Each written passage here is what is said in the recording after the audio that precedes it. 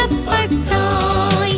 மற்றோரை ஆயத்தம் செய், அதற்கே மகனே அழைக்கப்பட்டாய்.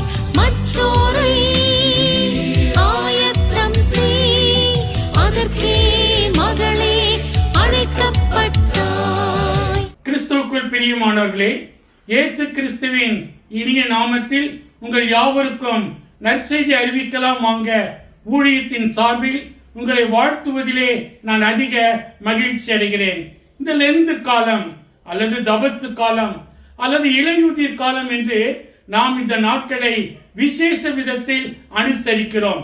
எனவே சிலுவையின் பாடுகளை குறித்து ஒவ்வொரு நாள் காலையிலும் நாம் பார்க்கும்படியாய் ஆண்டவர் நமக்கு கொடுத்த நல்லதொரு வாய்ப்புக்காக நான் கர்த்தரை நன்றியோடு ஸ்தோத்தரிக்கிறேன். ஒருவேளை இந்த நிகழ்ச்சியை நீங்கள் அநேகருக்கு அறிமுகப்படுத்த வேண்டும் என்று சொல்லி உங்களை தயவாய் நான் கேட்டுக்கொள்கிறேன். ஏனெனில் இந்த நிகழ்ச்சியை பார்க்க வேளையிலே சிலுவையை சுமக்கக்கூடிய ஒரு அற்புதமான ஒரு காட்சியை நம் மூலமாய் ஆண்டவர் பார்க்க நமக்கு உதவி செய்வார். வேதம் என்ன சொல்லுகிறது? அவருடைய வலது பக்கத்தில் ஒருவனும், அவருடைய வலது பக்கத்தில் ஒருவனும், அவருடைய இடது பக்கத்தில் ஒருவனுமாக 2 கள்ளர்கள் அவரோடு கூட சிலுவையில் அறையப்பட்டார்கள். ஏனெனில் அவர்கள் தவறு செய்தவர்கள். அந்த ரோமாபுரியிலே அவர்கள் செய்த தவறுகளுக்குரிய தண்டனையை அவர்கள் பெறுகிறார்கள். ரோமாபுரியருடைய காலங்களிலே அது ஒரு கொலை கருவியாக காணப்படுகிறது. குற்றங்களை செய்கிறவர்களுக்கு அது ஒரு தண்டனை கருவியாக அது பயன்படுத்தப்படுகிறது. ஆனால் இயேசுவானவரோ தம்மை தாமே அந்த சிலுவையில் ஒப்புரவாக்கிக் கொள்வதற்காக அவரும் அந்த சிலுவையிலே அடிக்கப்படுகிறார். வேதம் சொல்கிறது, வலது பக்கத்திலும் இடது பக்கத்திலும் 2 கள்வனும், மத்தியிலே இயேசுவும் சிலுவையிலே அறையப்பட்டார்கள். அந்த நேரத்திலே அந்த சிலுவையின் கீழிருந்த ரோம போர்ச்சேவர்கள் சொல்லுகிற காரியம் என்ன? நீ தேவனுடைய குமாரனானால் சிலுவையிலிருந்து இறங்கி வா என்று அவரை தூஷித்தார்கள். அவரை தூஷித்தார்கள்.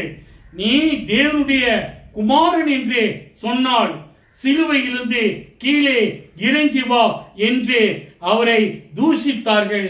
மத்தேயு 27:40 ஆக்கியோன் இப்படியாய் எழுதியிருக்கிறார். எனவே அவரை சிலுவையிலே தூஷித்தார்கள். பிரியமானவர்களே, நமக்காக, நம் பாவங்களுக்காக, நம் அக்கிரம செய்கைகளுக்காக அவர் சிலுவையிலே அடிக்கப்பட்டவராய் தொங்குகிறார். ஜெபம். கிருபை நிறைந்த எங்கள் நல்ல ஆண்டவரே, இடதுபுறமாக வலதுபுறமாக 2 கல்வர்களுக்கு மத்தியிலே பரிசுத்த ஆவியானவர் வானத்துக்கும் பூமிக்கும் நடுவாக தொங்குகிறார். நீ தேவனுடைய குமாரனே ஆனால் நீ கீழே இறங்கி வா என்று சொல்லி அவரை தூஷிக்கிறார்கள். ஆண்டவரே, நீர் எங்களுக்காக, நாங்கள் செய்த காரியங்களுக்காக நீ தூஷிக்கப்பட்டீரே. ஆண்டவரே, அதன் நிமித்தமாய் அந்த சிலுவையோர் புனித சின்னமாக மாறியதற்காக நன்றியோடு உம்மை ஸ்தோத்திரிக்கிறோம்.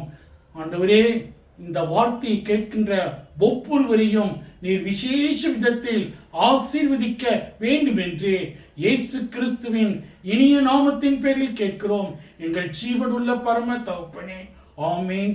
நமது ஆண்டவராகிய இயேசு கிறிஸ்துவின் கிருபையும் பிதாவாகிய தேவனுடைய அன்பும் பரிசுத்த ஆவியானுடைய அந்நிய ஐக்கியமும் நாம் அனைவரோடும் கூட சதகாலங்கள் ஆசீர்வாதத்தோடு நிலைத்திருப்பதாக. ஆமீன்.